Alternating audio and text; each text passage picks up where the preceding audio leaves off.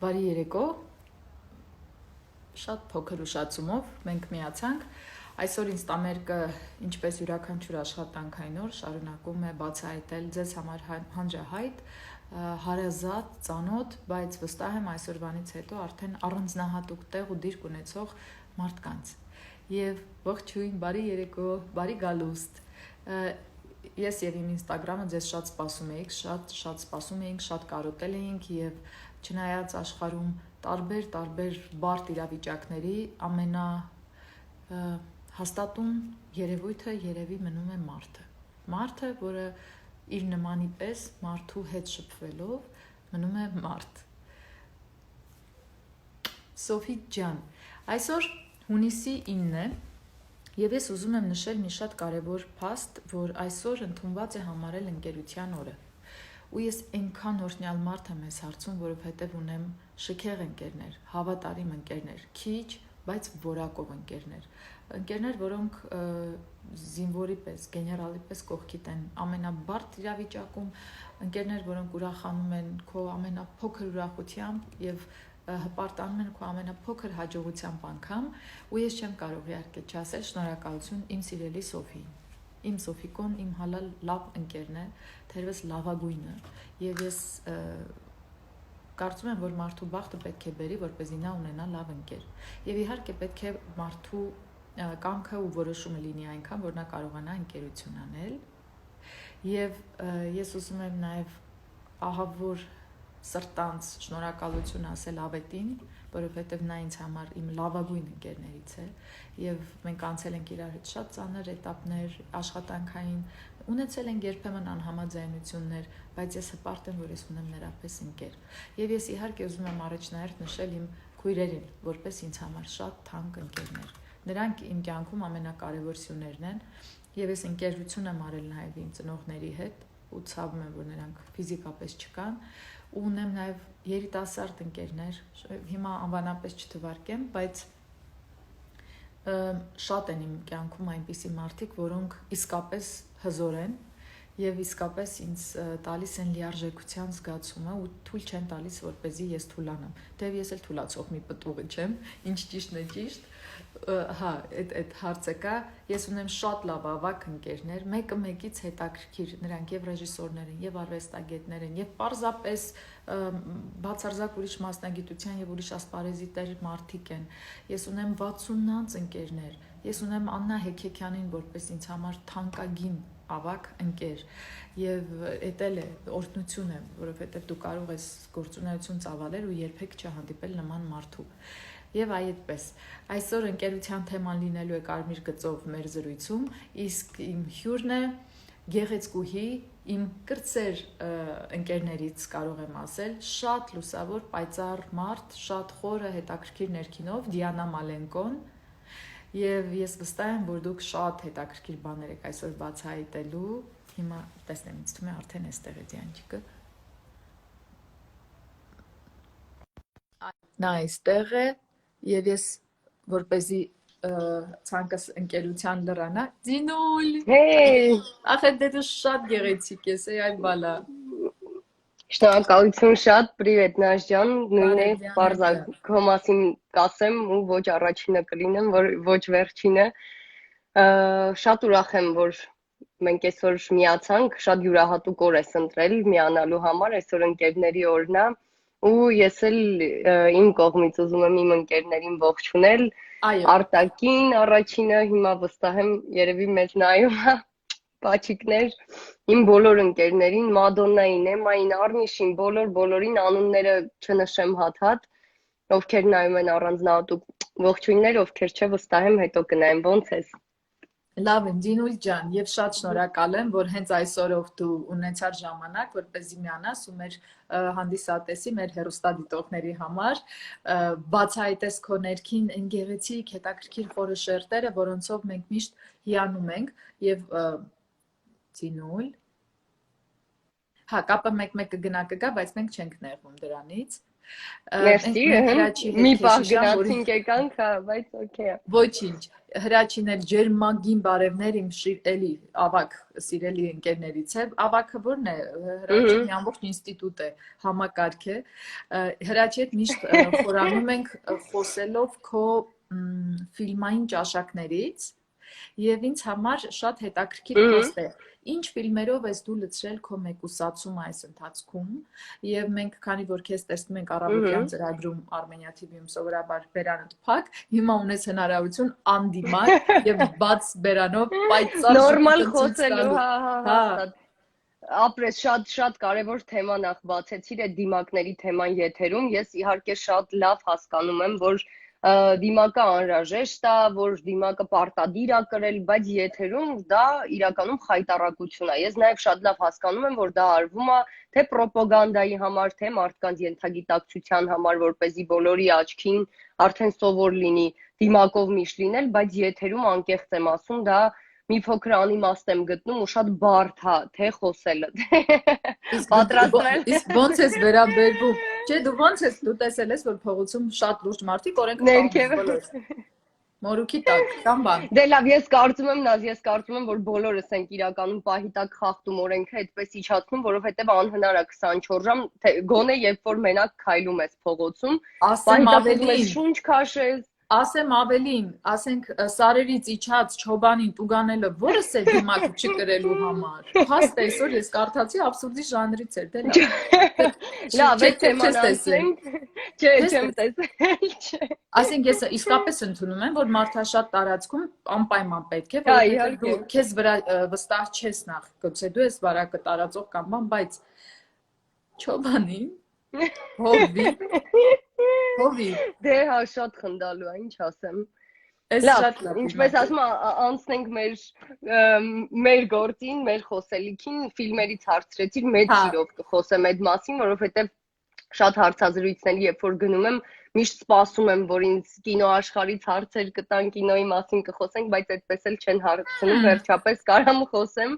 Ես իրականում շատ եմ կինո սիրում, շատ եմ նայել, բայց իհարկե այս ինքնամեկուսացումը ու կարանտինը օգնեց էլ ավելի այդ դարակները լցնել ու մի քանի ֆիլմ կառանձնացնեմ ու խորհուրդ կտամ դիտել։ Առաջինը գրում ենք մեծ սիրով։ Առաջինը երևի թե, կասեմ Տարսեմ Սինխի անունով հնդիկ ռեժիսոր է։ Մենք ու նրա հասկացանք The Fall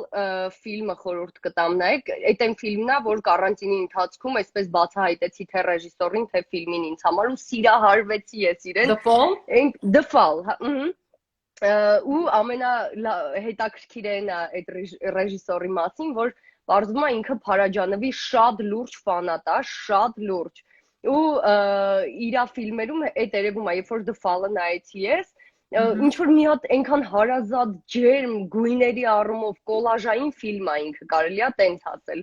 Այնքան բան կար ջերմ տենց, այն որ հոգիս մի տեսակ գրկեց, ասում եմ բացահայտեցի, ասում եմ այսով այս ինչ լավ ռեժիսոր է եւ այլն, ու հետո ընկերներիցս մեկը այդ պատմեց, որ պարզվում է ինքը Փարաջանովի շատ լուրջ երկրպագու է, գժվում է իր համար ու թույն մի հատ սցենար է գրել Փարաջանովի մասին, ներկայացրել է Հոլիվուդ, բայց Հոլիվուդում մերժել են նկարահանել ֆիլմ Փարաջանովի մասին հայտնի եւ անհայտ պատճառներով։ Չէ, դե Հոլիվուդում սիրում են հիմնականում կամ ռասայական խտրականության մասին ֆիլմեր, կամ սեռական տարբեր խնդիրների մասին ֆիլմեր, կամ իդեպ ցեղասպանության հետ կապված, բայց ավելի փոքր, այսինքն լուրջ հայոց ցեղասպանության հետ կապված ֆիլմեր Հոլիվուդում ամեն դեպքում չեն սիրում։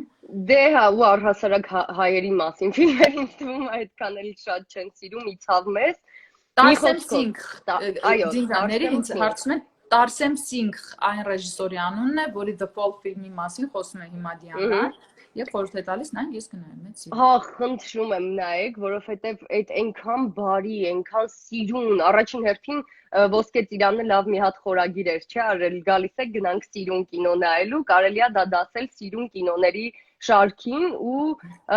բացի այն որ ինքը սիրուն է, նաև ֆանտաստիկ աշխատած է դերասանների հետ, էլ չասեմ այդ կոլաժային, գունավոր, այդ չգիտեմ ինչ ա ստացել այդ ռեժիսորը, անկեղծ եմ ասում, ինքը ինձ համար բացահայտում էր, շատ-շատ խորհուրդ եմ տալիս։ Էլի հայտնի ֆիլմեր ունի, օրինակ Սպիտակաձյունիկը, որտեղ Ջուլիա Ռոբերտսն ա խաղում, մի հատ էլ ունի հայտնի ֆիլմ Ջենիֆեր Լոպեսի մասնակցությամբ, ավելի ինքը horror, եթե չեմ սխալվում, ժանրի է, դրանք էլ հետո նայեցի, բայց տանել չեմ կարողանում սարսափ ֆիլմեր, տանել չեմ կարողանում։ Որ անկեղծ ասեմ, ես էլ այդքան չէի սիրում, բայց այս վերջին շրջանում լավ ֆիլմեր նայեցի ահագին սարսափի։ Մեկուսացումը քեզ ուրիշ տեղ է բացել։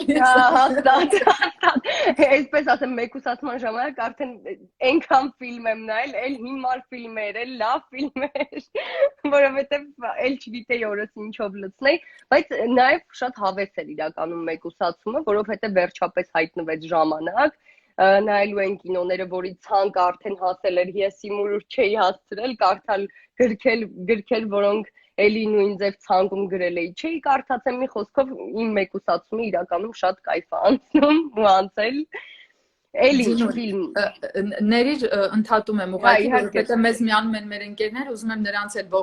ողջունենք, ողջույն Շաքեթ ջան, Վահե Բեգոյանին իմ սիրելի ընկերոջը ողջույններ, մեզ նայում են շատերը ու մեզ հարազատ մարդիկ եւ տարօրինակ հարց նոր հնչեց, ասում է Նազեն ջան, եթե գյուղացին ձեզ ամուսնության առաջարկություն անի, կընդունեք, նոր մեկը ինձ հարցնում է։ Հարգելի հետևորդ, իսկ ինչու եք դուք անպայման մտածում, որ ես պետք է հաշվի առնեմ ամուսնության առաջարկը ընդունելիս գյուղացի է թե քաղաքացի։ Եթե ոչ։ Ես հաշվի եմ առնում նախ իմ սրտի կանչը եւ երկրորդ ես կներեք ունեմ ընկեր ու չեմ ուզում դուք ինձ ամեն անգամ ամուսնացնեք, խնդրում եմ։ Ձին, իսկ եթե քեզ գյուղացի առաջարկություն այդ ինչ հարց է։ Ինչ ասեմ, այդ հարցը առհասարակ արդեն իսկ խտրականության հարց է, որպես հասկանում եք։ Մարդը մարդ լինի, այստեղ են ասում։ Միանշանակ, չգիտեմ, մի քիչ անկապ հարց է ճիշտը, որ ասեմ։ Вообще կապ չունի։ Առհասարակ ինչ կապ ունի, մարդ կամ սիրում է, կամ չի սիրում։ Եսիմ։ Դե չէ, լավ, ամուսնությունը դնենք մի կողմ, բայց այսօր կին տղամարդ հարաբերություններից պիտի քեզ հետ խորանանք։ Անպայման, ես մեծ սիրով կխոսեմ այդ Այո, այո։ Եթե դու ունես էլի ֆիլմեր ավելացնելու, խնդրում եմ ավելացրու։ Միանշանակ, էլի հին ֆիլմ, մի քիչ հին ֆիլմ կառաջարկեմ, որը վստահ եմ շատ-շատերը տեսել են, բայց ովքեր չեն տեսել,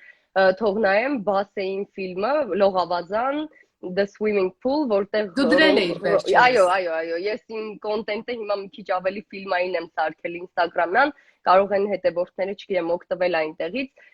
Էլի հին ֆիլմ է, որտեղ Ռոմի Շնայդերն ու Ալեն Դելոնն են խաղում, էլի սիրուն կինոների շարքից է, բայց էլի շատ հոգեբանական, զիլ ֆիլմ է ու մի հատ էլ նշեմ, որը երեք եմ նայել, էլի ճիշտը որ ասեմ, տեղյակ չէի այդքան այդ ռեժիսորից ու գժվել եմ այդ ֆիլմի համար, այնքան լավն էր։ Կոչվում է հայերեն ոնց որ կերակրել ագրավին, եթե չեմ սխալվում, տենց է կոչվում, էլի ինձ մոտ գցել էի, այնտեղ խաղում է Չապլինի աղջիկը, Ջերալդինա Չապլինը, այո, ինքն է խաղում ու շատ հուզիչ, շատ խորը, շատ ինչ ասեմ, կարևոր ֆիլմ է, առաջին հերթին անդրադառնում է մանկական հոգեբանությանը, կորստին, չգիտեմ, մանկական այդ մաքրությանը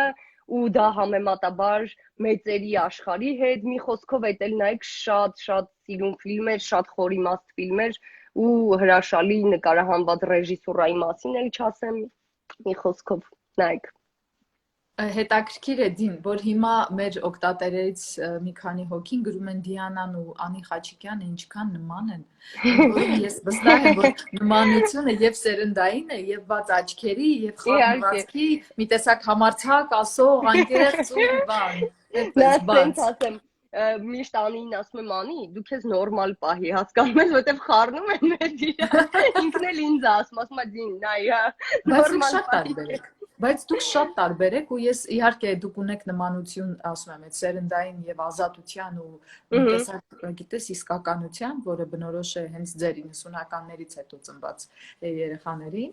Բայց դե, հիմա քո տարիքը կարող ենք բարձրաձայնել արդեն։ Միանշանակ ես արդեն 25 տարեկան եմ ու բացարձակ կարծում եմ տարիքը երբեք թաքցնել պետք չի, որովհետև ամեն տարիք իր սիրունությունը ունի։ Այ Հիմա բարը օրինակ 25-ի մասին չէ, բարձրաձայն մի գոռալ է րոպե, պետք, դա անտիր մի տարիք է։ րոպե, դա անտիր տարիք է, բայց նույն ձև օրինակ 25-ում չես ունենում այն էներգիան, որը դու ունեիր 18-ում, բայց ունենում ես ավելի շատ իմաստություն ու խոհեմություն, որը չունեիր 18-ում, ու կարծում եմ բոլոր տարիքների դեպքում տենց, այսինքն նույն, չգիտեմ, 60 տարեկանում դու գուցե էլ չունես այդքան սիրուն մարմին ու ջահելություն, բայց դու այնքան բան ունես 60 տարեկանում, այնքան ազատ միտք ունես, հույս ունեմ 60 տարեկանում, որ ամեն տարիք իմ կարծիքով Դին, շատ կարևոր է ու սիրուն։ Հա, այս տարին Չէ։ որ անցնի։ Հաշվի առնելով թե որքան է խելագարվել աշխարհը մոլորակը 21-րդ դարում, այս դեկադան իր հետ ինչ ասես բերեց մեր գլխին։ Ինչ Հա, ասես։ համաձայն եմ։ Առհասարակ այս 2020-ը շատ վատ սկսվեց ու շարունակվում է 19-ի վերջն էլ հրդեհները հիշում ենք Ամազոնի երկնակար, չգիտեմ, կորոնավիրուս, ես հույս ունեմ, որ սա ովքեր հավատում են աստղագիտությանը, հույս ունենք, որ սա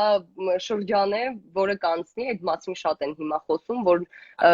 այս տարին սպասվում էր նման բաներ, որովհետև աստղագիտության մեջ մի հատ փուլ է, որը պետք է ավարտվեր եւ սկսվեր նորը, Աշխարհի վերջը կոռուպցիա։ եկեք հավատանք դրան։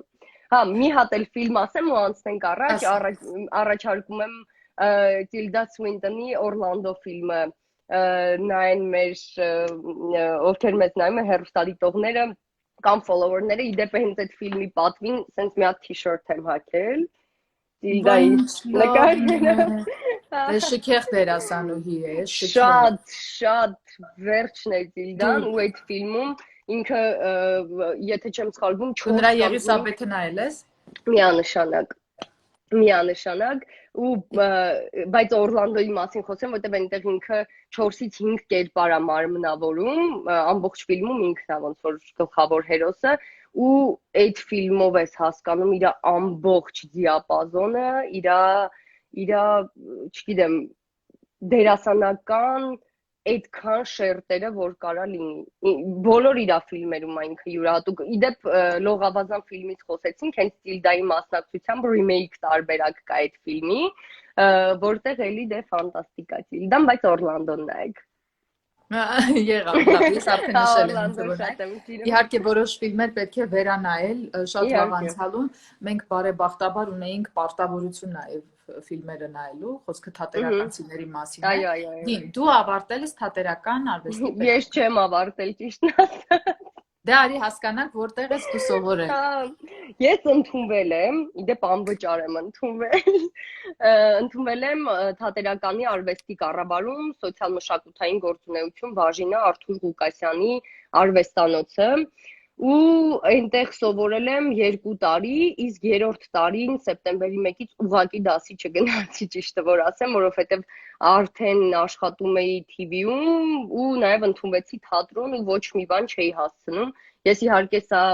ոգևորությամբ չեմ ասում, շատ սխալ եմ արել պարզա, բայց այդպես ստացվեց, ավելի շատ պրակտիկ գիտելիքը երևի թե ընտրեցի, բայց հիմա փոշմանում եմ շատ։ Այ հիմա ես արդեն ուզում եմ բարկանալ։ Բարկացիր։ Հա, բան չունեմ ասելու, մեղավոր եմ։ Ինչ ասեմ։ Դե, նայ, իրականում բարձրագույն կրթությունը կամ ասենք մենակ տեսականը չի էլի։ Իհարկե թատերականի մասին ամբողջական չեմ խոսի ես հիմա, որովհետև կան դասախոսներ, որոնք կտրում են թևեր, եւ այսօր մեր երիտասարդ ուսանողներից մեկի հետ հենց այդ թեմայով էինք խոսում, բայց նորից կասեմ, որ իմ բախտը բերել է Եվ չնայած մեր կուրսում տարբեր մարդիկ կային, ամեն մեկը իր ձևով այդ բախտավոր իրավիճակում էր, բայց յուրաքանչյուրը ըստ իր կամքի եւ աշխատասիրության է այդ շանսից օգտվում։ Ես վստահ եմ, որ դու նույնիսկ քո այդ 1 տարվա ընթացքում առավելագույնը վերցրել ես։ Ես վստահ եմ դրանում։ Հա, իրականում շատ եմ վերցրել, մանավանդ Արթուրը Ղուկասյան շատ հետաքրքիր մարդագիտ է։ Բայց հա, հրավառություն, շատ ինքը մտնում էր ինստիտուտ ու էլ չասեմ մեր լսարան արդեն տոնը սկսվում էր իր հետաքրքիր պատմությունները, չգիտեմ, իրան շատ եմ սիրում ու իր դասերը հետաքրքիր էր ու մեկ էլ շատ էի սիրում Տիկին Փաշյան կհիշես կերպարվեստի պատմություններ դասավանդում, արվեստի պատմություններ դասավանդում, ինքը իմ ամենասիրելի բաններ, դասախոսներ ճիշտը որ ասեմ, որի շնորհիվ էլ ես առհասարակ արվեստը շատ սկսեցի սիրել ու լիքը գիտելիք ստացա ու կարծում եմ այդ կոնկրետ դասախոսների ներդրումը շատ կարևոր է ուսանողների կյանքում։ Այսօր թատերականում ցավոք շատ քիչ վարպետներ են մնացել, անկեղծ խոսենք այդ մասին, բայց հույս ունենք, որ ինչ ասեմ, Դիան, այստեղ արդեն բոլորը գրում են, որ քեզ կարելի է սիրահարվել, ես կասեմ ոչ կարելի է, այլ պարտադիր է։ Համաչարցնում եք։ Եվ հա, դու այդ լույսը միշտ ես ունեցել, բայց ասեմ անկեղծ, հենց հիմա ավելի շատ է մեջդ, քան 18-ում էր, եւ գաղտնիք բացեմ, ես աշխատել եմ Դիանայի մայրիկի ու հայրիկի հետ, ու ես նրան գիտեի, եւ նա փոքր պիտի ասեմ, կներես են, որ ունքերի այս մազմզուկները դեռ կային։ Ֆրիդա Կալոյով, ու այդ մեծ չաղկալները Դիլիջանյան, Ստավուշյան չաղկալներով նա գալիս էր երբեմն ու ոչ միայն նա, այլ իրենց սերնդի մեկը մեկից գեղեցիկ երեխեքը, ու այսօր էլ Մանեին եմ հանդիպել իմ սիրելի դստերը ու հասկացա, որ 20 տարի առաջ երբ նա նոր ծնվում էր, ես այդ օրը տեսել եմ նրան, ինչպես է նա ծնվել, ինչպես է եւ այլն։ Ու այսօր ես էլ այդ օրը շատ լավ հիշում, չնայած որ փոքր էի, ու իսկ ես նա հիշում եմ, որ գնացել էինք Սևան, ես լողալ գիտեի, բայց անդադ խեղդվում էի, որովհետեւ լավ չէի կարողանում շնչել ու դու ես ինձ շնչել սովորացել ճիշտ։ Հա, ես սիրում եմ կրթել։ Ասել ավետի դու սիրում ես կրթել։ Դին, 25 տարեկան ես եւ ես ինձ թույլ չեմ տա քեզ անձնականի հետ կապված որևէ հարց տալու, բայց կտամ այսպիսի հարց։ Մեր սերունդը ասում են շատ պահանջկոտ էր եւ դա է պատճառը, որ երբեմն մեր չմահաբանության պատճառով մենք չենք կարողանում հարմարվել այս կամ այն մարդուն տեսակին եւ այլն։ Ինձ հետաքրքիր է ինչպիսին է ձեր սերունդը եւ որն է ըստ քո որպես այդ սերնդի ներկայացուցչի ըստ քո պատկերացման այն տեսակը տղամարդկային, որը պետք է գերի աղջկան, որը պետք է լինի կնոջ կողքին, որը պարտադիր պետք է լինի ընտանիքի հայրը։ Տեսնած, մեր սերնդի դեպքում եկավ մի հատ ներքին, կարելի ասել, դիսոնանս, որը շատ արտացոլվեց հենց մեր սերնդի երեխեքի անձնական կյանքում, որովհետև արդեն թվային կյանքը այնքան մտավ մեր կյանք, որ ամեն ինչ փոխվեց մի տեսակ։ Երբ որ այն ժամանակ օրինակ ինչպես էին, չէ, աղջկան հավանում էին, չգիտեմ, ինչ որ քայլեր էին անում իրեն հասնելու համար, չէ, սիրուն բաներ էին անում։ Մեր սերնդի դեպքում, երբ որ այդ թվայնացումը եկավ, այդ ամեն ինչն էլ տեղափոխվեց թվայնացման դաշտ, այսինքն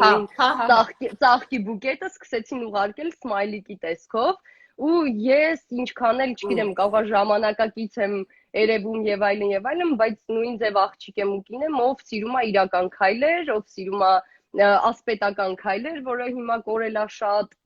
ու ես կարծում եմ այդտեղ շատ լուրջ խնդիր կա։ Ես չեմ ուզում իհարկե ամբողջ բեռը բարթել տղամարդկանց վրա, որովհետև դրա հակառակ կողմում նաև այն է, որ կանայք սկսեցին ավելի գործունյա լինել, սկսեցին ավելի իրենց ոտքերի վրա կանգնած լինել, որն էլ գուցեև բերեց տղամարդկանց այդ տեսակի ձևավորմանը։ Էլի եմ ասում, գուցե Գիտես որ ես կներես համաձայն չեմ, այդ նման է նրան, որ եթե ուսանողը լավ սովորող է, դասախոսը նրան ոչինչ չի տալիս, միևնույն է լավ սովորող է, չէ՞։ Այսինքն դու միևնույն է այն ես, ինչ ես, ու անկախ նրանից, այսինքն չի կարող տղամարդը վերափոխվել, որովհետև դու այդպիսին ես։ Նա ունի սկզբունք։ Չէ, գիտես ինչի մասին եմ խոսում, նա մի տեսակ ավելի արխային ընկան, կներեք այդ բառի համար, բայց շատ դիպուկ է, էլի, որովհետև արդեն հասարակ մի հատ բան ասեմ, երբ որ մեքենան օրինակ փչանում է փողոցում, դու կինս ավելի արագ է կազմակերպում, զանգում է մի անգամից լիստեյ եմ մտնում, մի հատ օրինակ այդ մասնագետին է գտնում, մի անգամից զանգում է, գալիս է անում են գնում է, հասկանում ես, կինը դարձավ ավելի գործունյա, դրա համար տղամարդիկ ավելի արխային ընկան, մեկը դե լավ է, սա անելու է։ Ու դա ձևավորվեց, այդպես կոշտացավ ու դարձավ մի հատ պինդ քաշ այդ տեսակն ու այդ բնավորությունը ու հիմա ես կարծում եմ այդ շատ խնդիր է խոչընդոտում է նորմալ շփմանը, նորմալ անձնական հարաբերություններին։ Այսինքն արի հասկանամ։ Մեքենան փչացավ ու դու ինչ կանեիր, այսինքն եթե ունես Ես անում եմ օրինակ։ Չէ, առաջին 3 քայլերը, եթե դու ունես ընկեր։ Դե տես հիմա մեղքը էլի իմ վրա եմ վերցնելու, որովհետև ասեմ պատասխանը։ Ասա։ Առաջինը մի անգամից մտնելու եմ, եթե գիտեմ օրինակ հոսանքի խնդիր ակումուլյատորի, մտնելու եմ լիստեի, պոիսկ եմ տալու, տեղում զանգելու եմ եւ իմ գործը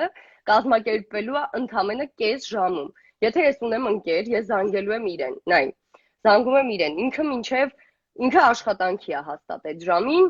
մինչև ինչ անեմ, մինչև որոշի ինչ անի, կազմակերպի, զանգի ինձ, հետո կապ հաստատի այդ մարդու հետո որ գալու է, դա տևելու է ուղիղ 1 ժամ եւ ավել։ Դրա համար ես արագ, քանի որ գիտեմ ոնց կազմակերպեմ իմ ամեն ինչը, ես եմ դա անում։ Դրանով իսկ դաստիարակում եմ սխալ բնավորություն տղամարդու մեջ։ Ես հիմա չեմ ուզում ուղղակի էլի տղամարդկանց վատ բաներ ասեմ, դրա համար առաջինը մի հատ այդ կողմից խոսեցի եւ երկրորդը, որ տղամարդիկ ամեն դեպքում հիմա Էլեն չեն։ Այսքանից հետո մեկը Դինամներ է շատ համեղեր։ Էլեն չեն։ Ես օրինակ հարցս տվեցի ու մտածեցի ինքս ինչ կանեի։ Դե մի ամբողջ կանեի, ես անում եմ ինքնուրույն։ Ով է խոսում, մի հատ դու ասա։ Դու կզարմանաս, եթե իմ մեքենայի հետ Աստվածչան ինչ որ բան եղավ, բնական է ես ունեմ, ասենք, բանի այդ կամպանիայի անունը, որը ապահովագրության, խոսքը մոռացել էի, ապահովագրական ընկերության ներկայացուցիչի համարը, բնականաբար անմիջապես զանգում եմ նրան, որպեսզի ինքը գա եւ հարցերը հասկանա լուծի Աստվածչանի, եթե իհարկե կա նման դեպք։ Հետո ես իհարկե առաջինը զանգում եմ իմ քույրիկին։ Ես զանգում եմ էդիտին ինչու։ Չէ, զանգում եմ այն դեպքում, եթե ես ունեմ արագ նկարահանում ու աշխարհը պայթի, ես պետք է հասնեմ այդ նկարահանմանը, որովհետև մենակ քո ֆիզիկական մահը կարող է խոչընդոտել, որ դու չհասնես նկարահանման։ Միանշանակ։ Դա չգրված օրենք է, հա։ Մոտավորապես այդ սկզբունքով մենք փոքր ժամանակ տնից երեքս անպայման գնում էինք դպրոց, եւ ես չեմ հիշում բացակա։ Ես չեմ հիշում բացակայելու իրավունք։ Ես չեմ հիշում։ Այսինքն իմ մայրիկի տրամաբանության մեջ մարդու դիսցիպլինան առաջնային գործոն էր։ Առավոտյան դասի։ Հաջողության գրավականներից մեկը դիսցիպլինա։ Իհարկե հիմա ես կզանգեմ ընկերոջս ամեն դեպքում, որովհետև ես գիտեմ, որ ամեն ինչ ինքնուրույն 5 րոպեում կարող եմ անել, բայց ես կգերադասեմ տալ նրան ավել 15 րոպե, ճիշտ է, հետո դրանից հետո գուցե եւ կարիքը լինի հետևելու, թե նա ինչը ինչպես արեց։ Այդ կա։ Ոյ, չգիտեմ, չէ, խնդիր կա։ Հա, կա։ Խնդիր կա, օրինակ, հասարակ մի հատ էլ օրինակ բերեմ, ծանոթություն։ Ուղղակի ծանոթություն, չէ, ինչքան այն ժամանակ ակտուալ էր ու տեղին էր, երբ որ բառում կարային մոտենային խոսեին, կամ ինչ որ, չգիտեմ, կարող եմ մի քիչ հին բան եմ ասում, բայց թեկուզ աղջկա շենքի մոտ գային։ Հիմա մաքսիմումը դա Instagram-ով գրելն է կամ Facebook-ով հասկանում։ Դե բայց դա զզվելի է։ Միանշանակ ու իրենք ակնկալում են ու սպասում են, որ դու պետքա պատասխանես կամ, չգիտեմ, ինչ որ շարունակություն լինի այդտեղ, բայց այդպես չի լինում, սիրելի տղաներ, չի լինում։ Ես մի բան ասեմ զարմանալի, օրինակ ներիր մեր ժամանակ, հիմա իմ սերնդակիցները գուցե հաստատեն, գուցե մի քիչ էլ չհամաձայնեն։ Ես ունեի սկզբունք փողոցում չծանոթանալ։ Ընդունում եմ, որ այստեղ չկար, բայց դա տարօրինակ սկզբունք էր։ Ու երբ որ ինձ հարցնում էին, թե իսկ ինչ պետք է լինի, բա որտեղ պետք է ծանոթանան, բա ինչ պետք է անեն, ես ասում եմ դուք ճիշտ հարցադրումներ եք անում, բայց ես փողոցում ծանոթությանը սկզբունքորեն դեմ եմ։ Կամ գուցե պետք է այնպես անեին, որ դու չֆիքսվեիր դրա վրա։ Իրականում նաս էդ էլ ասեմ, նայ, կապ չունի, փողոցում կմոտենան, Instagram-ով կգրեն, թե ինչ որ քայլ կանեն, կարևորը թե ոնց անեն,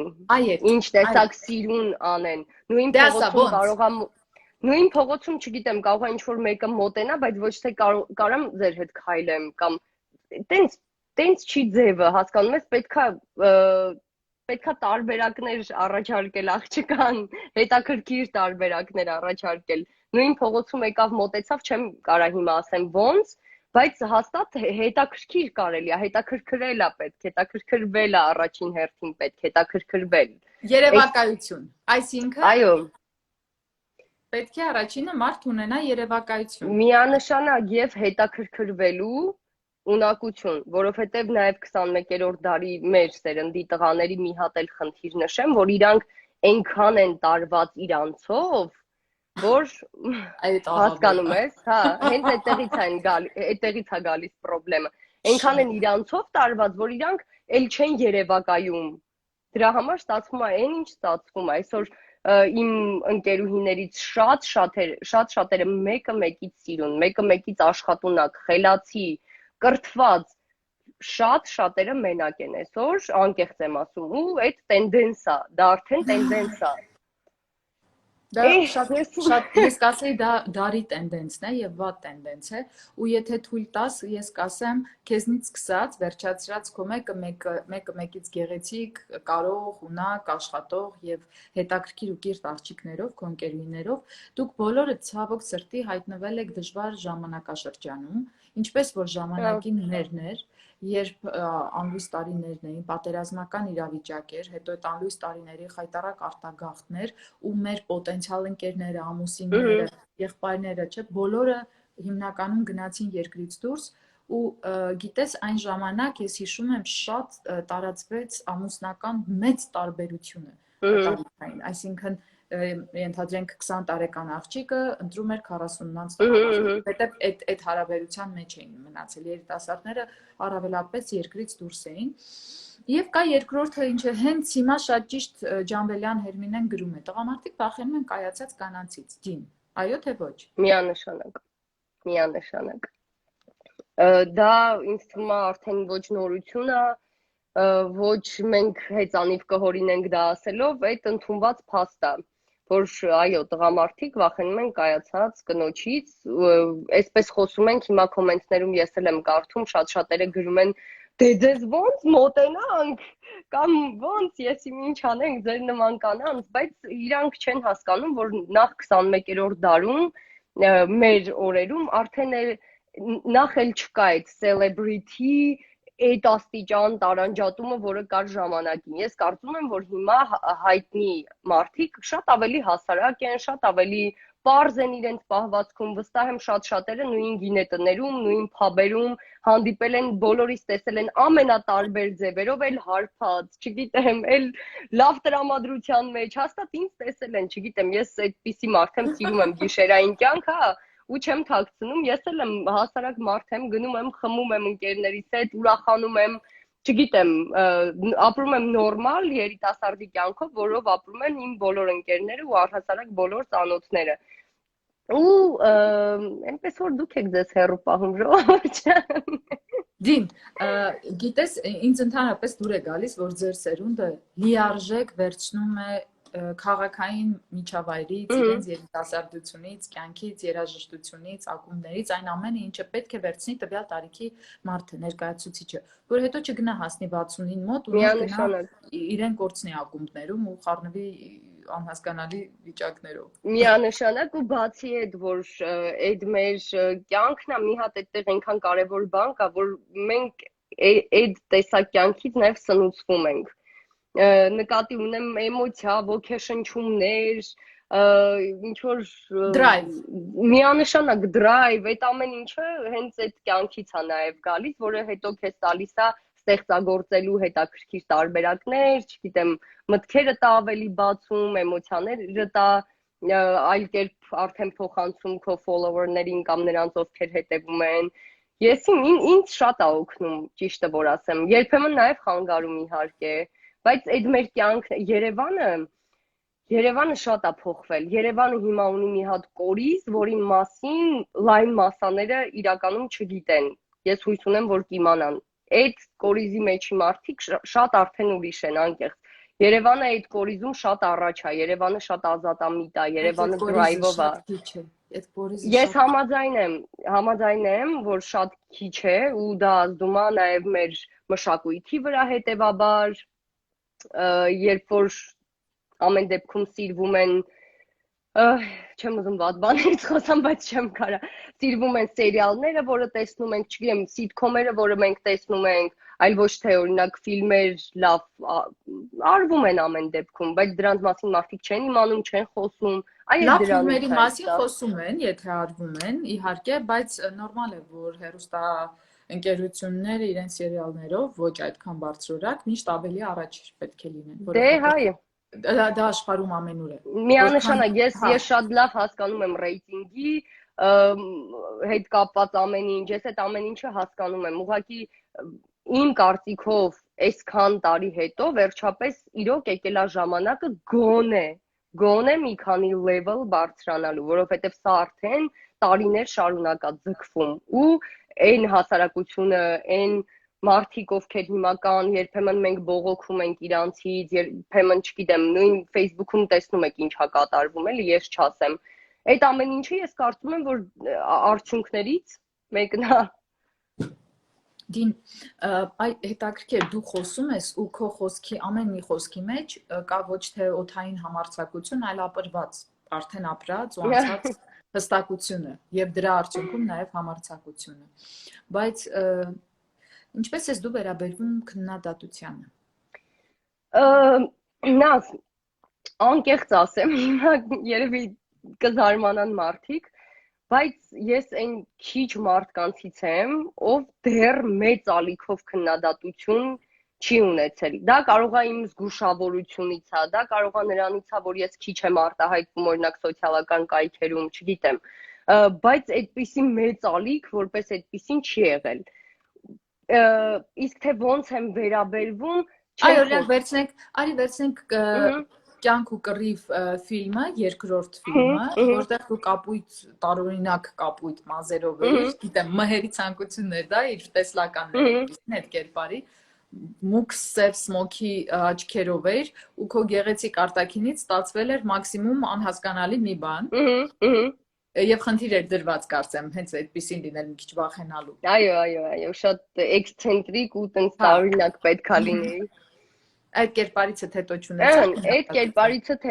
կերպարի հետ կապված այսպիսի բան ասեմ, ֆիլմի պրեմիերայից հետո գնում էի այդպես հետևի շարքում, նստում էի ու հետաքրքիր էր էլի արձագանքները մարդկանց ու լսում էի, անկեղծ եմ ասում, այդտեղ հնչում էր հիմնականում են Վայ, էս սուպը, ուր չեք իմացել, այս Դիանա Մալենկոնը լուրջ եք ասում, ավելի շատ զարմանք էր առաջինը, երկրորդը եղել է քննադատություն շատ թեթև, իբր ինչ այդ մազերի գույնը, հա որպես ինչ, բայց ոչ ավելին։ Ու այս դեպքում կոնկրետ այդ կերպարի հետ կապված իմ կարծիքով իմ դերասանական ֆիլմային կարիերայի ընթացքում ինքը ինձ level up էր։ Դրա համար ես, քանի որ գոհ եի այդ իմ աշխատանքից, ես գրեթե միշտ դժգոհ եմ լինում, չեմ ասում այդտեղ շատ գոհ եի, բայց գոնե մի քիչ գոհ եի։ Մհերն էլ շատ գոհ։ Դե մհերից էր իրականում այդ ամեն ինչը, որ ստացվեց այդպես։ Ինձ անկեղծ եմ ասում, որ ես զգում էի դերասանական աճ եմ ունեցել այդ ֆիլմում կոնկրետ որպես կինո կարիերայի մեջ իմ, չեմ խոսում էլի թատրոնի մասին։ Ինձ անկեղծ եմ ասում, այդ պահին հետաքրքիր չէր, ասում էին մազերը ֆիալետովի է, ռոզովի է, ինչի աներկեյանը ինչ եւ այլն։ Դե հիմա գույնը կապ չունի, ինձ ավելի հետաքրքիր էր այդ ժամանակ, եթե մեկը ասեր Դիանա Մալենկոն, բայց վատ է մեկը խաղում կինոներում օրինակ, ու ես այնպես չէի համաձայնի։ Դա գիտես նման է այն փաստին, որ ես քեզնից փոքր էի ավելի ճիշտ, բայց արդեն հեռուստատեսությունում էի, շատ ակտիվ գործունեություն ծավալում եւ ամեն անգամ երբ ստանում էի կոմպլիմենտ, ասենք խոսքի հետ կապված, հայերենի հետ կապված, փոխարենը ուրախանալու ես միշտ տխրում էի, որովհետեւ ես գտնում էի, որ հայոց լեզվի տիրապետումը պետք է լինի սովորական մի բան Հայաստանում ապրող մարդու համար։ Եվ իսկապես ես մինչև հիմա այդպես եմ գտնում։ Ու ես երբեք չեմ կարծել, որ դա պետք է լինի առավելություն։ Ու նույնը ֆիլմում դերասանի փոփոխության ենթարկվելու տեսակը կարողությունը պետք է լինի առաջնային ու կարևոր ու պարտադիր պայման, ոչ թե զարմացնող։ Ու պետք է նրա խաղը լինի զարմացնող, նրա խաղալու տեսակը լինի տարբերվող, ոչ թե կապույտ վրա մեր ռեակցիան։ Միանշանակ, հենց դրա մասին եմ խոսում, որ նույն ձև օրինակ, երբ որ կոմպլիմենտ են անում, վայ, ինչ ծիրուն աղջիկ է եւ այլն, իհարկե դա ինձ շոյում է, իհարկե ես շատ լավ եմ զգում ինձ, բայց պարզա չէ, որ ես ուզում եմ լսեմ իմ գործի մեջ, իմ կատարած աշխատանքի մասին լավ կամ վատ կարծիք, կապ չունի։ Ես անկեղծ եմ ասում, ես վատերն էլ եմ կարդում, ես փորձում եմ հասկանամ, եթե ռեալ է, ուրեմն օքեյ, աշխատելու տեղ կա, ես շատ բաց եմ ու պարզ եմ իմ հերոստադիտողի հանդիսատեսի առհասարակ մարդկանց հետ էլի, ես ընդունում եմ դա, բայց էլի եմ ասում, երբ որ ճիշտ է, երբ որ իրոք նկատած են լինում, չեն ուզում ուղղակի ցավացնեն, ում կարևորը աշխատանքի վերաբերյալ, ոչ թե անձի, այդ ինձ համար հիմա շատ կարևոր է, էլի, որտեղ մարդը իր աշխատանքով աշխատանքից պետքա խոսվի, ոչ թե իր անձնականից կամ եսին արտաքինից։ Դիանա Մալենկոն է իմ այսօրվա ինստամերիկյան հյուրը եւ իր տեսակով անկեղծ բաց է, ես չեմ կարծում, որ որևէ մեկը կդժվարանա նրան իսկապես այս անկեղծության բերել առաջին պլան, բայց այսօր ես մի քիչ ավելի կփորեմ եւ մեծ սիրով Դիանան եւ դերասանուհի է եւ հաղորդավարուհի է եւ նաեւ շատ սիրուն նկարում է։ Դե այդ նկարելը իրականում այդ մասին քիչ կխոսեմ, որովհետև զուտ սիրողական զբաղմունք է ինձ համար, ուղղակի ներկեր նկարել փոքր ժամանակվանից էլ սիրել եմ, այս հետևից նկարը անկապ բզբզացել եմ, ես եմ նկարել, իսկ կարանտինի ընթացքում մի հատ էլ նայենք։ Այս հերբից է երևում, մի րոպե, մի փոքր վեր մոտեցրու նայենք։ մոտեցնեմ։ Դին ինչ լավն է, գիտես ինչ ես նկարել, սիցիլիական պալմաներ։ Իրականում պալմաներ է, բայց ոգեշնչվել եմ իմ LA-ի ճանապարհորդությունից հետո, երբ որ Լոս Անջելես էի գնացել, այնտեղ շատ լավ ժամանակ անցկացրեցի ու երբ որ եկա, այդ պալմաների միտքը եկավ, որ նկարեմ, այս գույնը, որ պատկերացրեցի Լոս Անջելեսը ինչ գույնի է։ Ինձ մոտ այս գույնը եկավ ու որոշեցի մի ատոն այդպես անեմ, հերբից ինձ թվում է ինքը, այո, ծիրանագույն է։ Իմ կարծիքով հերվից էլ մի փոքր հրավառության տպավորություն ա թողում, դա էի փորձում ստանալ, հուսամ ստացվել է, որովհետև ինձ թվում է պետքա միշտ հրավառություն ունենալ, էլի։ Ինձ դուր է գալիս, թե դու ինչպես ես նկարում, ինձ դուր է գալիս, ինչպես ես դու տեսնում նաև ֆիլմերը, դրանք պարզապես սյուժետային գծեր չեն։ Դու վերցնես նկարչական ֆիլմերը, ու դա ես նկատել եմ վաղուց, բայց չգիտեի նաև, որ նկարում ես, ու այս մեկուսացման ընթացքում ինձ համար դա բացահայտեցի։ Ես սկսեցի մեր ծաղկամանների վրա նկարել, որովհետև մի հատ կտավ էր ինձ մոտ մնացել դատարկ, ու այդպես չէի հասկանում ինչ նկարեի, այդպես թողեցի, բայց ձեռքերս ուզում էր գույնի կպնել, էլի ուզում էի նկարել ու մեր այս տան ծաղկամանները ուղղակի հասարակ ոչնչով չտարբերվող այդպիսի ծաղկամաններ էր, որոշեցի բան անեմ, նկարեմ ու շատ հետաքրքիր է, ավելի նույնիսկ դուրս եկա, որ անկեղծ ասեմ, քան կտավի վրա նկարելը, որովհետև կտավի վրա ավելի մանրակրկիտ պետք է աշխատես, իսկ ծաղկամանը երբ որ մեծ է, կարողանում ես մեծ շարժումներով, խոշոր պես շարժումներով նկարչություն անել, գույների հետ խաղալ, դրա համար այդ գիծը բռնեցի։ Որ խոսեցիր նկարելուց, ես փոքրիկ դու ես նկարում։ Ես սիրում եմ նկարել կահույքի վրա։ Եվ մանավանդ երբ չունեի հնարավորություն, իդեպ գրապահարանս վերջապես դասավորել եմ, ցույց տամ։ Այս գրապահարանը իմ սիրելի Գոգիչի հետ ենք նկարել, միասին կներեկել, ես ուղղակի դեռ գործ էի անում, աստիճանը մնացել է։ Այս գրապահարանը կոչվում է մատերիալը խամ MDF, այսինքն բացարձակ կիսամոխրագույն կեղտոտ գույնի վատ սովորական պրես արած ստվարաթուղթ է, այսինքն 5 կահույքի եւ ինչպես տեսնում ես նկարել ենք մեր ձեռքերով, հետո շուշաթղթել, հետո այսպես, այսինքն այդ վրայի խաղերը դուք եք արել։ Ամեն ինչ։ Ամեն ինչ, որովհետև ներսից սա ունի շատ սովորական, այստեղ եմ ներկել, բայց լավ չեմ ներկել։ Ու սրա մյուս տարբերակն էլ այստեղ ցույց տամ, որ հասկանաք, էս մի քիչ էլի կոպտային եմ արել, բայց միևնույն է ինքդ այս տիպի ինչ որ բաներ եմ ստացել, տարօրինակ։ Շատ սիրուն է, վինտաժ ինձ թվում է, մի փոքր Ֆլորենցիան նույնիսկ հիշեցիք, այնտեղ էին շատ օգտագործում այդ ոճը։ Այո, իտալացիների, նայ, պրովանսալցիներն էլ ունեն, բայց սա ավելի շատ ճիշտ է, հենց ընդ որում ֆլորենսական Մեդիչիների շքեղ քաղաքը, ախ այդ Մեդիչիները։ Այո, ախ այդ Մեդիչիները ու հենց հիմա կողքս հենց Միքելանջելոյի գիրքն ա դրված։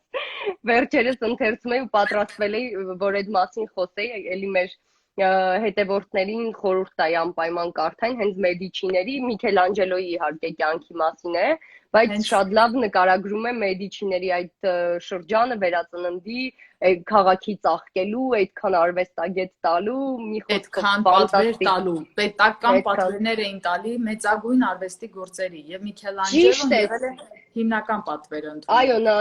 ճիշտ է, բայց այս թեմայով այնքան ուզում էի մի օր խոսեի ու այսօր երևի այդ օրնա խոսեմ, որ ես կարծում եմ, որ արվեստագետին մշակույթում գտնվող մարդուն պատվեր բառը արդեն իսկ չի սազում, սկսենք այդտեղից, չի սազում։ Ու Միքելանջելոն իհարկե շատ գլուխգործոցներ ստեղծել է հենց դրա շնորհիվ, բայց ես կարծում եմ գուցե նա ստեղծեր էլ ավելի շքեղ գործեր, երբ որ պատվերներ չլիներ, օրինակ, չգիտեմ, Հռոմի Պապի ամբողջ գերդաստանի, օրինակ։ Դա իհարկե ֆանտաստիկ գործեր է, ես չեմ ասում դրա մասին, բայց կարծում եմ, որ արվեստագետը պետք է ազատ ստեղծագործող լինի ու ոչ մի կերպ չեմ կարողանում ընդունեմ այդ պատվերի գաղափարը։ Լավ։ Այդքան բան։ Իսկ ինչպես ես նայում այդ դեպքում այն, որ աշխարհի իսկապես լավագույն արվեստի լավագույն գործերը, թե հին աշխարհի, թե միջնադարի, թե մանավանդ վերածննդի, եղել են իրականում պատվերով ստեղծված եւ պրակտիկ գործածությունից ելնելով։ Եթե նայենք Լեոնարդո դա Վինչին, եղել է կոնկրետ պալատական նկարիչ, պալատական գիտնական եւ նրա բոլոր այն հայտնագործությունները, գիտական աշխատությունները, խորացումները, որոնք ունեցել է, նա չէր կարող ինքնուրույն, եթե չունենար ֆինանսավորում։ Ամբողջը եղել է ֆինանսավորվող։ Ճիշտ է, շատ ճիշտ է, նույնը հենց Միքելանջելոյի մասին էլ կարանք ասենք ու բոլորի մասին, Բոլորը։ մանավանդ վերածննդի հենց դարաշրջանի, չնայած դրանից առաջ էլ, բայց կա մի հատ հարց կոնկրետ այդ դեպքում այդ ժամանակաշրջանում նախ դա շատ ընդունված էր ու հենց կարգը այդպես էր կարելի ասել։ Եվ երկրորդը Մեդիչիները, ովքեր մի ամբողջ դարաշրջան, սենց ասեմ, նվիրեցին արվեստի մարդկանց, որով մենք մինչև այսօր հիանում ենք, նույն Մեդիչիները այնպիսի ճաշակի տեր, արվեստից հասկացող մարդկային տեսակներ էին, որ ունեցանք Ֆլորենցիա, ունեցանք նման նկարիչներ, քանդակագործներ, իսկ այսօր ուզում եմ հասկանամ, եթե մենք խոսում ենք մեր իրականության մասին, նույն պատվերներով ինչ է ստեղծվում։ Մի հատ ֆանտաստիկ արվեստի գործ կամ մի հատ արվեստագետ ասա, որ պատվերով այտենց գլուխգործոց է ստեղծել, չկա։ Հետևաբար խնդիր կա։ Ինչ։ Հիմա չկա էլ պատվեր։ Եվ նայր, Խորհրդային Միության ժամանակ, այո, պատվերով գուցե հենց հատուկ չէին, բայց կոնկրետ հատուկ ֆինանսավորումներով ստեղծվում էին այնպիսի միություններ, այնպիսի նկարչական միջավայրեր, այնպիսի շատրվաններ, այնպիսի քանդակներ, այնպիսի երևույթներ, որոնց սպառողն ենք մենք մինչև հիմա, դիան։ Մենք Հայաստանի անկախացումից հետո ինքնուրույն ինչ ենք կարողացել ստեղծել։ Այդ է խնդիրը։ Եվ ես չեմ ասում, որ Խորհրդային Միությունը լավագույն տարիներն էին մեր կյանքի, բայց այն լավագույնը չէ, բայց Խորհրդային Միության ժամանակ եւ մշակութային առումով, եւ մեր քաղաքաշինության առումով, եւ մեր ճարտարապետության առումով ֆանտաստիկ գործեր են ստեղծվել, այնպիսի շենքեր մենք ունենք, որ կերազենք հիմա ունենանք, որը իդեպ հնությունները քանդելու մասին էլ չեմ էլ ուզում խոսեմ, չեմ էլ ուզում ամոթանք շարունակեմ տալ այն մարդկանց, ովքեր չեն կարող հասկանան, որ երբ որ խոսվում այն մասին, որ Երևանը ավելի հին է, քան Հռոմը, չի կարելի քանդել, չի կարելի հին շենքերը քանդել, այսօր լիքը քաղաքներ, լիքը երկրներ այնքան մեծ բյուջե են հատկացնում, որ Old Town կառուցեն, չունենալով Old Town կառուցեն Old Town։ Մենք ունենալով ուղղակի քանդում ենք, դա խայտառակություն է, դա ամոթ է ուղղակի, չգիտեմ ինչ ասեմ։ Եվ ես ուզում եմ ցավալի իրականությանը մատնանշել, որ իմ շատ սիրելի օպերայի եւ բալետի ազգային ակադեմիական թատրոնի տեղում եղել է դեռևս 10-րդ դարից հիմնադրված հին եկեղեցին։ Եղել է ընդհանրապես այդ շարքը, ես ուսումնասիրում եմ վերջերս, եղել է Գեթսեմանի մատուռը, որը ասում են 10-րդ դարի կառույց, հենց այդ տեղում։ Դրանից քիչ վերև Սայաթ-Նովա Աբովյան խաչմերուկում մենք գիտենք ժամանակին փակված էր լեսբի ինստիտուտով, չէ՞, հիշում ես։ Կաթողիկե եկեղեցին է, որը նույնքան հին կառույց է եւ կարողացել է անցնել նույնիսկ սելջուկյան արշավանքների այդ վատ դաժանագույն պերիոդը, Սուրբ Անանիայի մատորը, որը կրկին շատ հին կառույց է, բայց մենք Հայաստանում ունեցել ենք այնպիսի հզոր վանքեր, եկեղեցիներ ու ամբողջական թաղամասեր, ոչ միայն եկեղեցիներով, այլև իրենց հարակից վանական համալիրներով, կառույցներով, դպրատներով, տպագրատներով, դու հասկանում ես, տպագրատներով, որոնք քանդվել են հիմնահատակ, բայց նույն պարսկական տիրապետության ժամանակ եղած երբ խանություն էր, խանության ժամանակ միևնույն է կարողացել են քրիստոնյաները ստեղծել էլի հին կառույցներ, հին վանքեր, հին եկեղեցիներ։ Իսկ հետո Մեծն Թամանյանը, որի հանճարը որևէ մեկը չի կարող կասկածի ենթարկել, ամեն դեպքում քանդելով հին նաև եկեղեցիները ստեղծել է նոր հայկական Երևանյան իրականությունը։ Այդ քանդելը մեր, չգիտեմ, Արիանն որոնք Գեցսեմանի մատուրը քանդել են հիմնավորելով, որ հետո ուրիշ տեղ կհավաքեն նորից վերստի։ Չգիտեմ դրա ուրիշ տեղ հավաքել։ Անկեղծ որ ասեմ, չգիտեի այդ պատմությունը։ Բայց հետո գրված է փաստերի մեջ, որ քարերն են կորել։ Դե մենք տեսանք այդքան մի քանի հին շենք վերջերս էլ քանդվեցին, քարերը կորան։ Շատ իրականում երկար խոսելու թեմա է ու չգիտեմ, այսօր նույն եթե խոսենք երիտասարդության մասին, ես իմ ընկերների շարքում ունեմ շատ մարդիկ, ովքեր շատ ռեալ, շատ լուրջ պայքարում են դրա մեջ։ Նույն համացանցից ենք խոսում, նշեցի մի փոքր հարաբերությունների առումով վատ կողմը, բայց այսօր լիքը լավ կողմ կա, որ արդեն թաքուն մի տեսակ քանդել չի լինում, որովհետև լիքը երիտասարդներ կա, ովքեր ձեզ հետևում են ու այդ ամեն ինչը նկարում են, ոչ մի բան չի մոռացվում ու մենակ կորում է այն հնությունը, որը մենք ունեինք ու այսօր չունենք։ Այսօր Երևանը իրոք չունի դիմագիծ, այսօր Երևանը տուն ու շենք չէ, Երևանը մենք ենք։ Ոնց գալիս ենք վերջում մենք անպայման ավետի խոսքերին ենք անդրադառնում։ Միանշանակ։ Դու շատ երևանասեր ես, բայց ես կուզեմ փորփրենք եւ հասկանանք քո արմատները որտեղից են գալիս։ Անպայման։ Ես ասեմ, որ ծնվել եմ Դիլիջանում։ Իրոք աշխարհի ամենասիրուն անկյունում։ Հա, շատ, ես շատ եմ սիրում Դիլիջանը, ամենահարազատ ինձ ամեն դեպքում վայրն է։ Ծնվել եմ Դիլիջանում, բայց նաև ազգանունիցս իհարկե կարելի է կռահել, որ արմատներով նաև ուկրաինացի եմ, եթե կարելի է այդպես ասել, որովհետև ընդամենը 25% արյուն արդեն իմ մեջ կա ուկրաինական։ Իմ պապիկիս հայրը մաքուր ուկրաին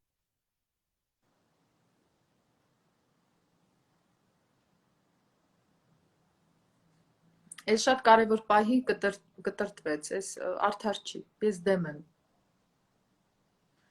Դինուլ, ինձ թվում է քեզ զանգում են եւ դու Հա, ջան։ նեկա։ Լսվում եմ։ Այո։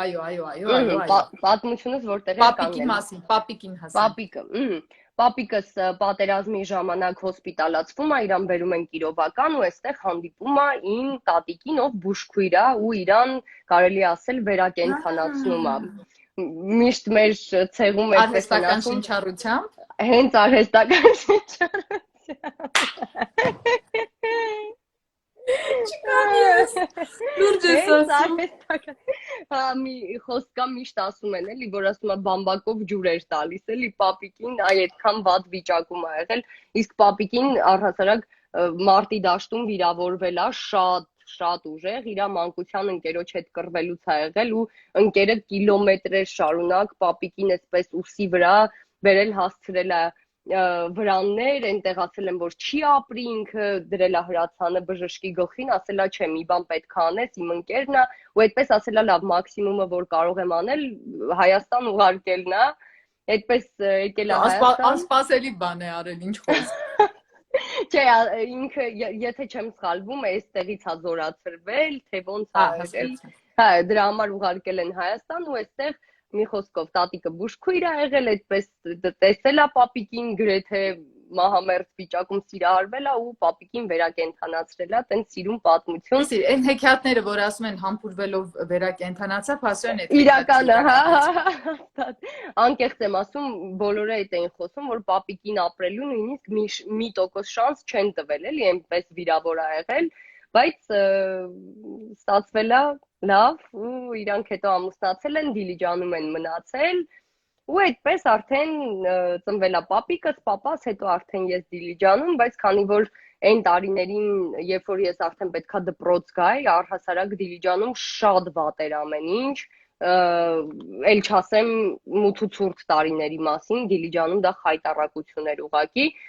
եթե Երևանը գոնե դրանից հետո մի քանի տարվա ընթացքում կարողացավ մի փոքր գոնե վերականգնվի, առաջ գնա քայլի, Դիլիջանը, ինչպես մնացած բոլոր մարզերի քաղաքները, շատ վատ վիճակում էին ու այդպես Սերոջ պապիկս մի օր որոշեց, ասեց վերջ, գնում ենք Երևան, որովհետև այստեղ իրոք ապագա չկա,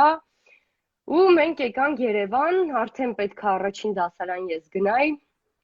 ու այդպես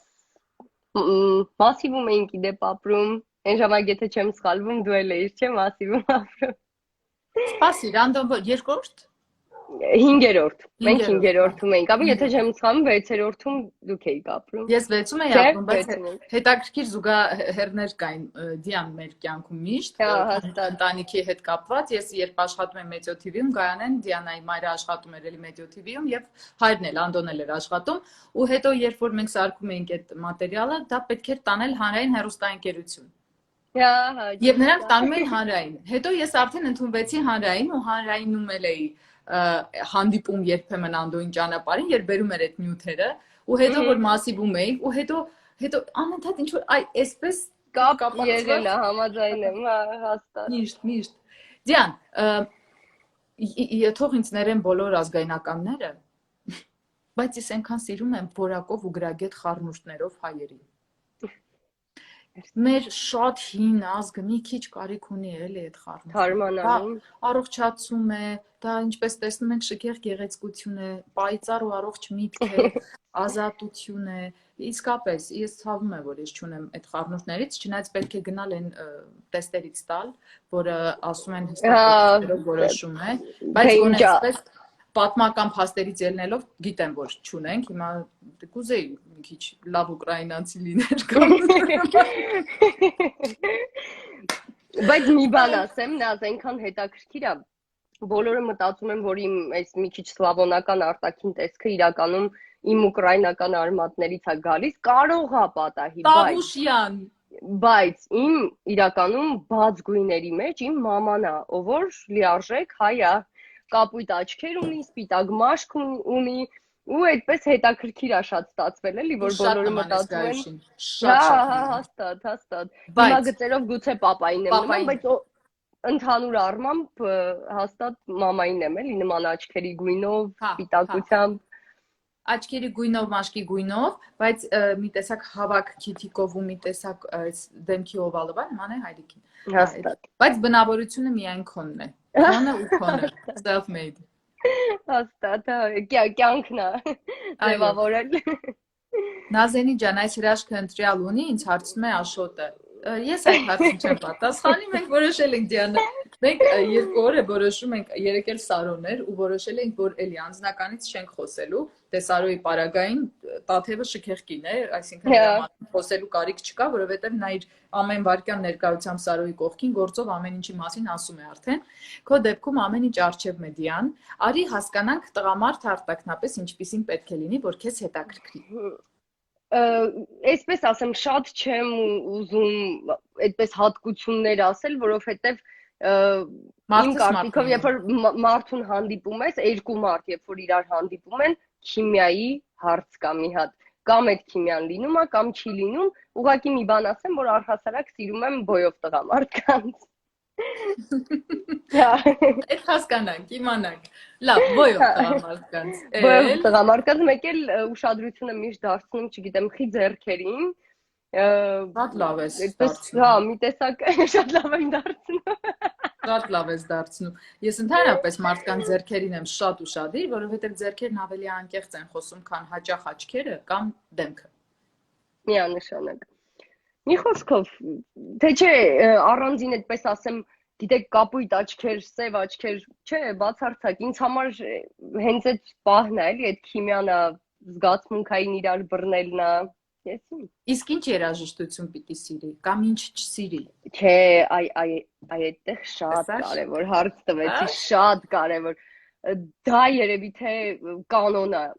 ինչ որտեղ լավ երաժշտություն պետք է սիրի, որովհետև հա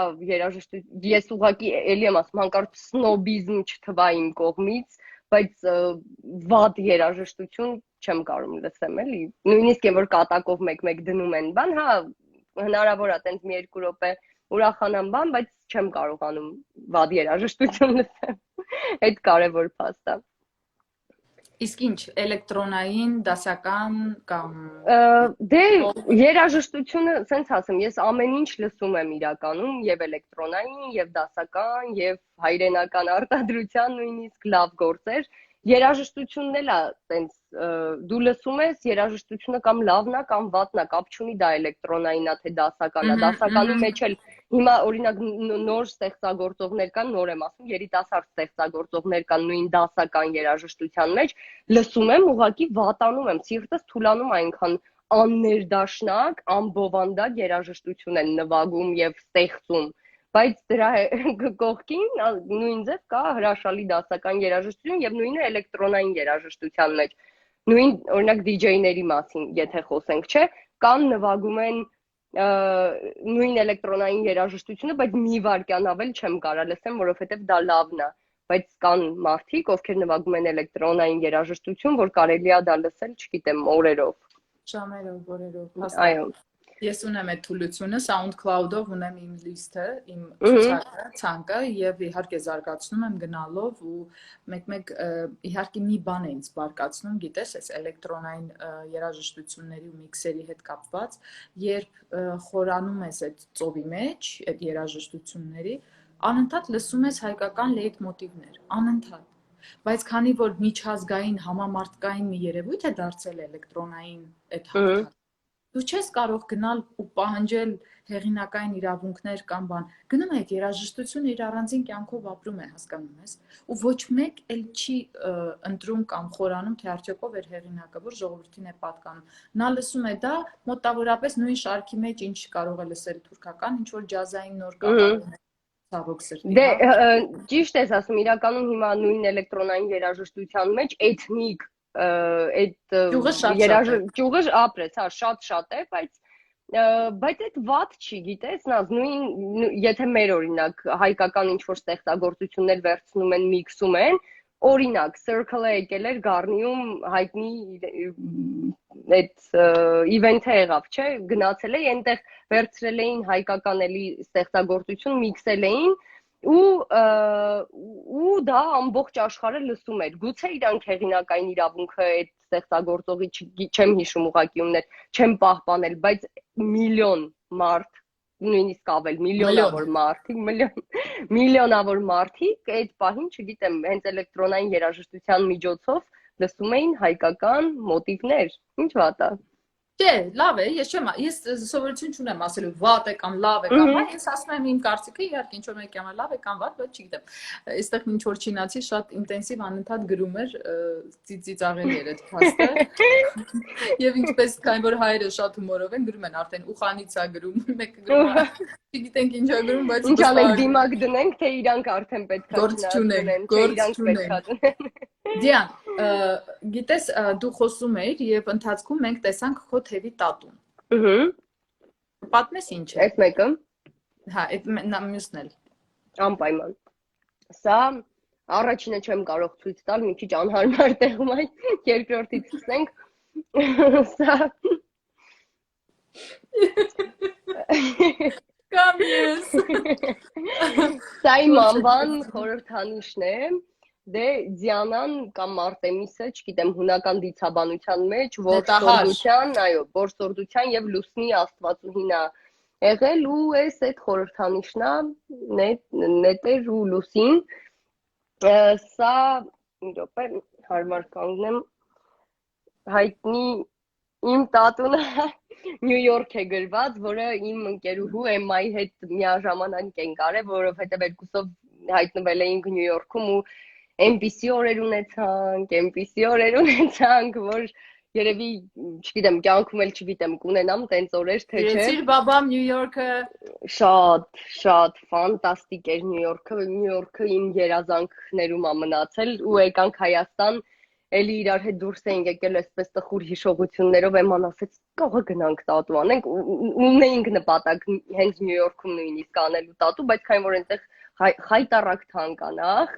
եւ երկրորդը շատ թանկ ա, երկրորդն էլ մի տեսակ չգիտես էլի ինչ սալոն կգնաս, ամեն դեպքում կարևոր բան է, էլի ախտահանված պետք է լինի նյութերը եւ այլն, եկանք եւ մեր սիրելի Գագոյի մոտ սա դաջեցի։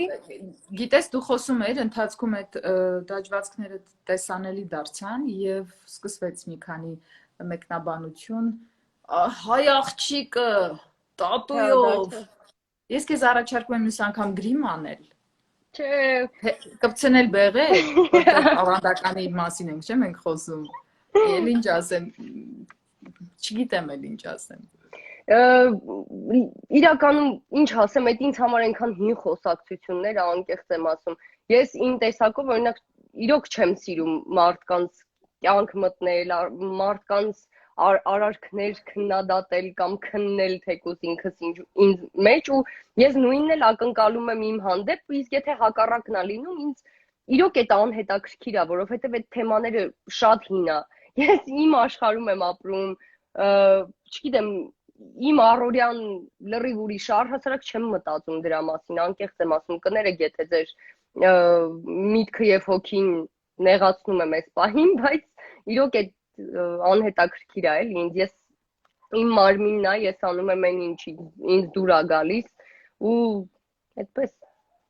Գիտես, հենց նոր մի օգտատեր Լիլիթը Անտոնին գրում է Նազին ջան, ինչ հաճելի է, չէ, համահավասար զարգացվածություն ունեցող մարդու հետ զրուցել։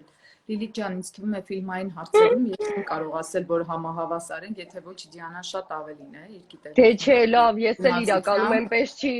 լուրջ կինո գետեմ կամ բան, ուղղակի կինոսեր եմ, այսպես ասեմ։ Չէ, դու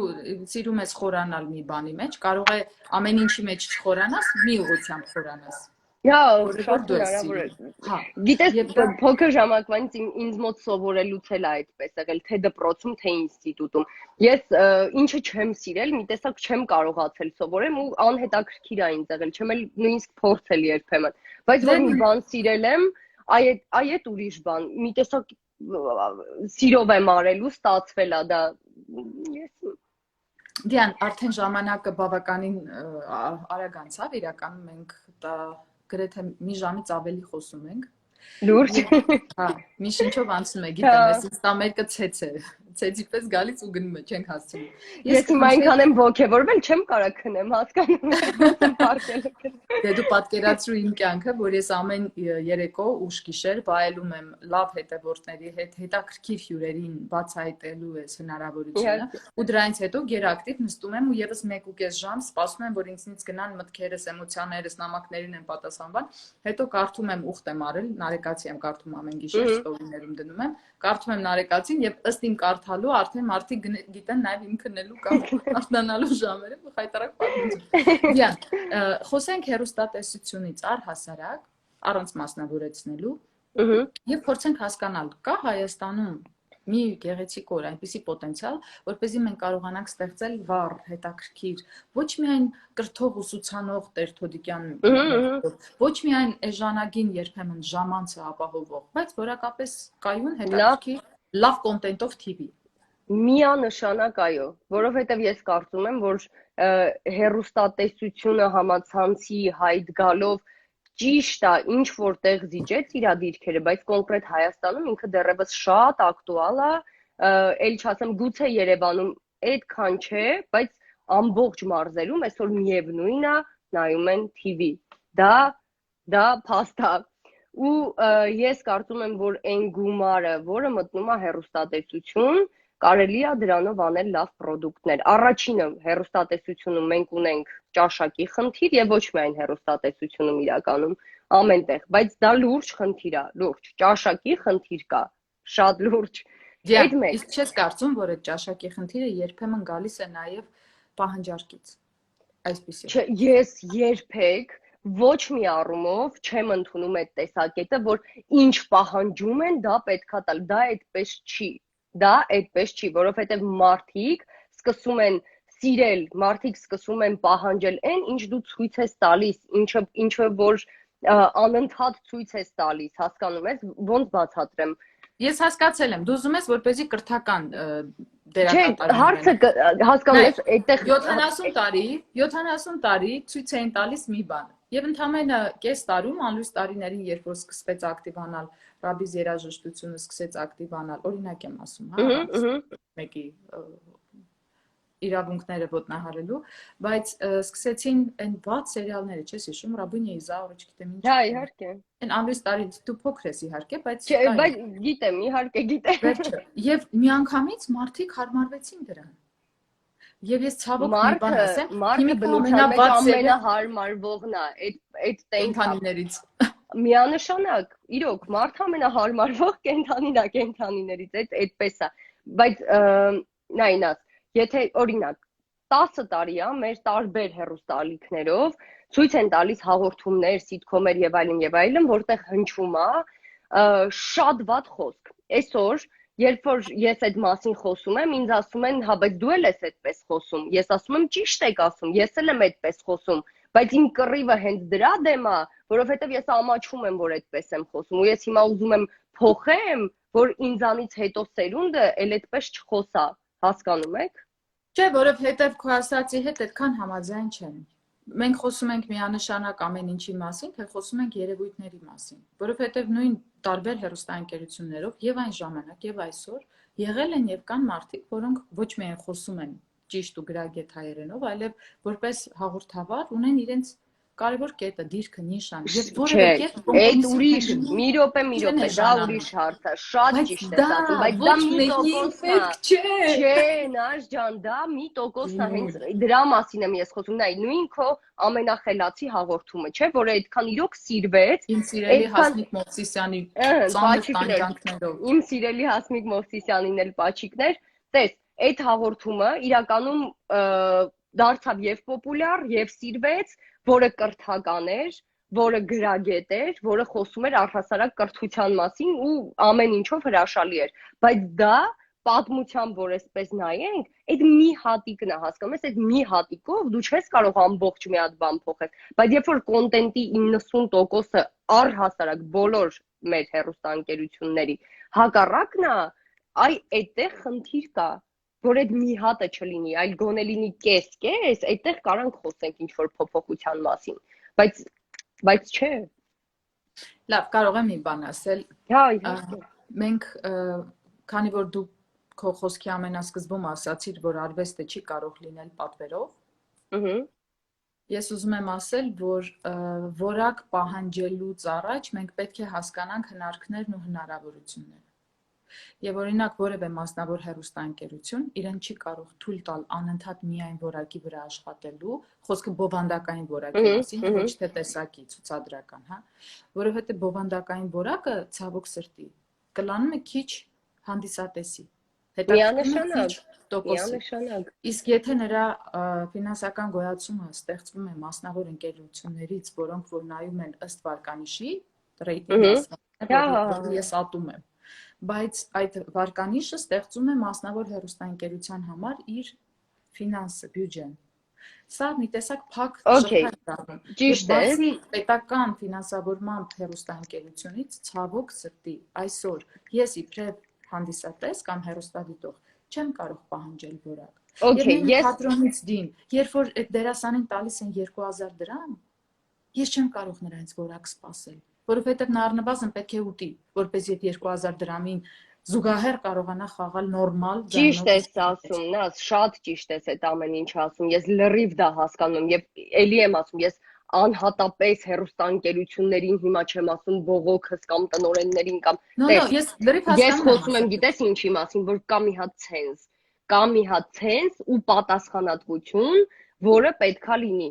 հերոստատեսությունը ինչքան էլ որ ասում են դա կրթական վայր չէ եւ այլն եւ այլն, եկեք ընդունենք, Լուսանկարչային է։ երեխեքը նայում են հերոստատեսություն ու այդտեղից լիքը բան են սովորում։ Ես խոսում եմ մի հատ ցենզի մասին, խոսքի մասին։ Էլի եմ ասում, ես այսօր ամաչում եմ լիքը առումներով, որ խոսում եմ այն հայերենով, որը ունեմ։ Եթերում կարող է ինձ վերահսկում եմ, բայց առօրյայում ես խոսում եմ հասարակ բոլորի նման, մեր թաղի տղեկի ու աղջիկների նման։ Բայց այդ որտեղից է եկել։ Եկել է նրանից, որ մենք մեր պատանեկությունն ու մանկությունը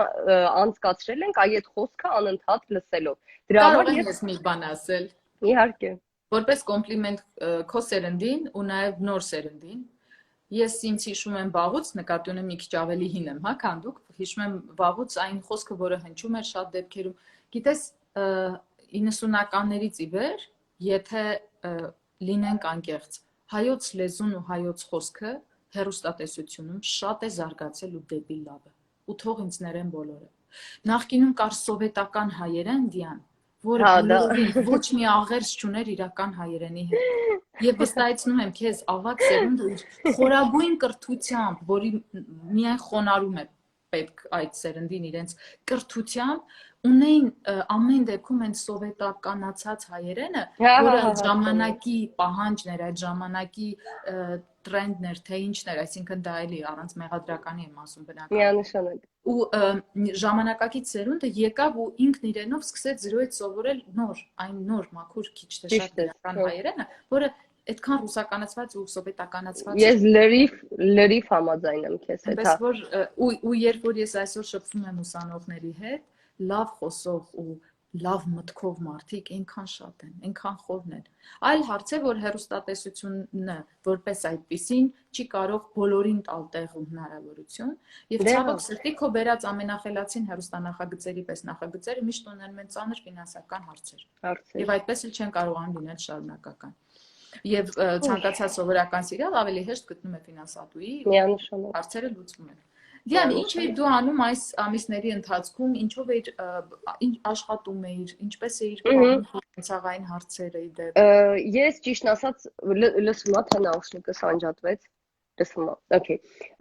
Ես առաջին իսկ օրվանից կարանտինի իրականում աշխատել եմ, ուղիղ եթերում, չգիտեմ, նկատել են հեռուստադիտողները թե չէ, ամեն անգամ բոլորս բարի լույսի թիմով չնկատել չի լինի, Դիան։ Աշխատանքի գնացել ենք, փորձելով իհարկե պահել բոլոր կանոնները,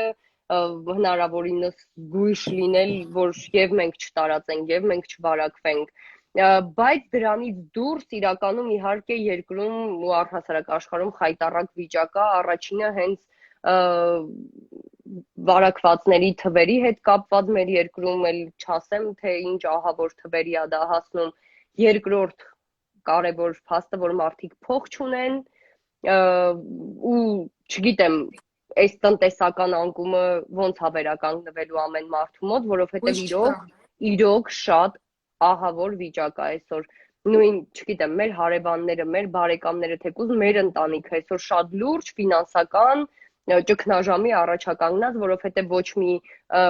մեծ միջոցառումներ չկան, թատրոնը չի աշխատում, չնայած թատրոնը ֆինանսականի հետ մեծ հաշվով երբեք կապ չի ունենում, բայց առանձին թեկուզ գովազդատուներ, հենց սոցիալական էջերի հետ կապված չկա, որովհետև ընդհանուր վատ վիճակ է։ Ու դրա այդ ամեն ինչի մեջ, որ ուղղակի մտքով, հոգով, սրտով չմահանանք, փորձում եմ, չգիտեմ, ես ամեն դեպքում ինձ լցնեմ արվեստով, որը շատ եմ սիրում, նույն կինոներով, ուսումնասիրություններով, գրքերով, չգիտեմ, այդ է փրկում, անկեղծ եմ ասում, այդ է փրկում, որովհետև նույնիսկ երբ որ հանդիպում ես ընկերներիդ, ում հետ կարող ես հանդիպել, բոլորից խոսակցության թեման դառնում է միևնույնն է կորոնավիրուսը, ստեղծված իրավիճակը, աշխարհի քաղաքականությունը, ներքաղաքական մեր երկրի իրականությունը ու շատ դժվար շրջան է։ Պետք է հաղթահարել ու իմ դեղահաբը արվեստն է։ Կներես Պետրոսյան Թաթևոսյան անունով օգտատերուհին գրել է հարգելիս ինչի դրամ չունեն, լավ էլ դա դարձրել եք բերանի բառ։ Հարգելի Պետրոսյան Թաթևոսյան, չգիտեմ դուք ում կամ ինչը նկատի ունեք, բայց որ շատ վատ վիճակ է, այդ փաստ է։ ու եթե կան մարդիկ, ովքեր լավ վիճակում են, ես միայն ուրախ եմ նրանց համար։ Միանշանակ։ Սրտանց ուրախ եմ։ Մենք քիչ էլ մենք գուցե գնանք փորձենք նրանց հետ հասկանալ, թե ինչպես են արել, որ իրենց մոտ ամեն ինչ լավ է, որովհետև եթե երկիրը փակ է ու աշխարհը ժողովուրդ, չի կարող լավ լինել։ Եվ ինչև է, չխոսենք տխուր բաներից վերջաբանում, ուղղակի ուզում եմ կներեք մի բան ասեմ։ 3 ամիս է, երբ մարդկանց մեծ մասը իսկապես չի աշխատում, բայց այդ մարդկանց մեծամասնության մեջ նաև ու առաջին հերթին մտնում են արվեստագետները, հաղորդավարները, հանդիսավարները, դերասանները, նկարիչները, դաշնակահարները, չգիտեմ որ մեկին նշեմ։ Ու չի կարելի դա չտեսնել ու չգնահատել այն, որ մարդիկ փորձում են գոնե իրենց մասնագիտական գործունեությունը ծավալել։ Եվ ի վերջո ստեղծված իրավիճակը մի բան պետք է սովորացներ բոլորիս, բայց ցավոք ոնց տեսնում ենք չի սովորացրել, որ միևնույնն է բոլորը հավասար են հիվանդության առջև, բոլորը հավասար են մահվան առջև, ու այդ ընդհանրապես կապ չունի էլի։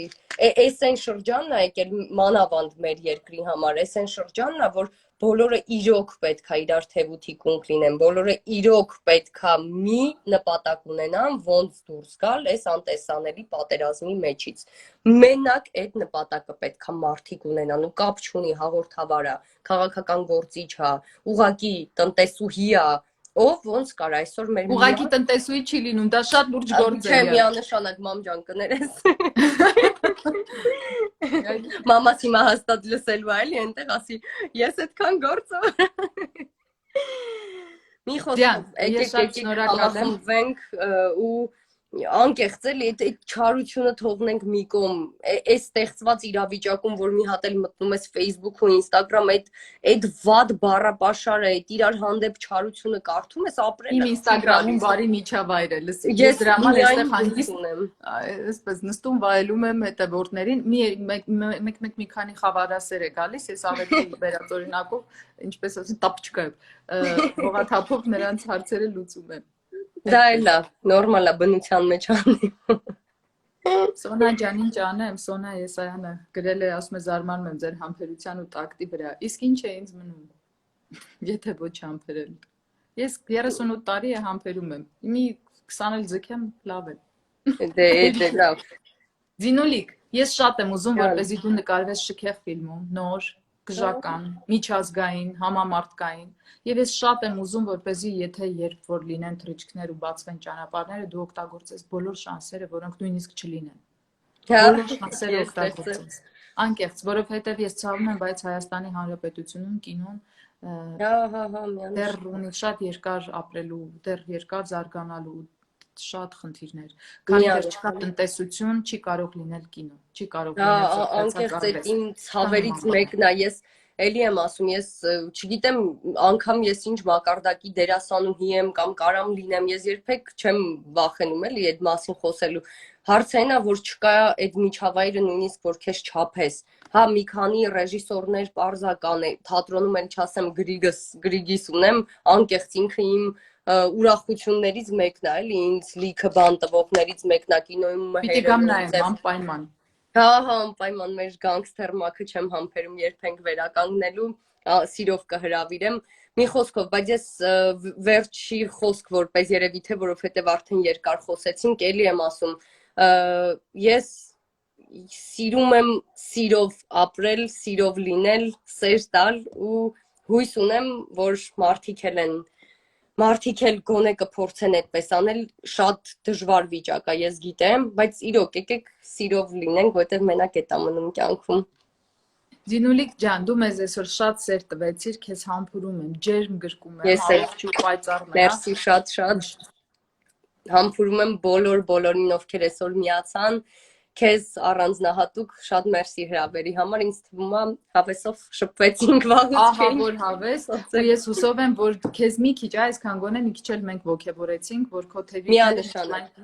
լայն բացված հաստատ համբույրներ պաչիկներ քեզ տակ։ Շատ պայծառ մարդ է Դիանան, ու ես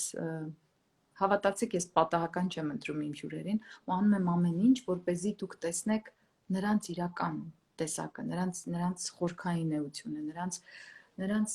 հոգին, որը այնքան շերտավոր, այնքան գեղեցիկ է։ Ես շատ շնորհակալ եմ, որ մինչև այս պահը ինձ հետ էիք։ Ասում եմ ձեզ խաղաղ գիշեր, կհանդիպենք վաղը ինքյուրն է լինելու Վաչե Թովմասյանը։ Թովմասյանների իր սիտկոմով։ Տեսնենք ինչպես է նա մտածել այդ ամենը ստեղծել։ Բարի գիշեր։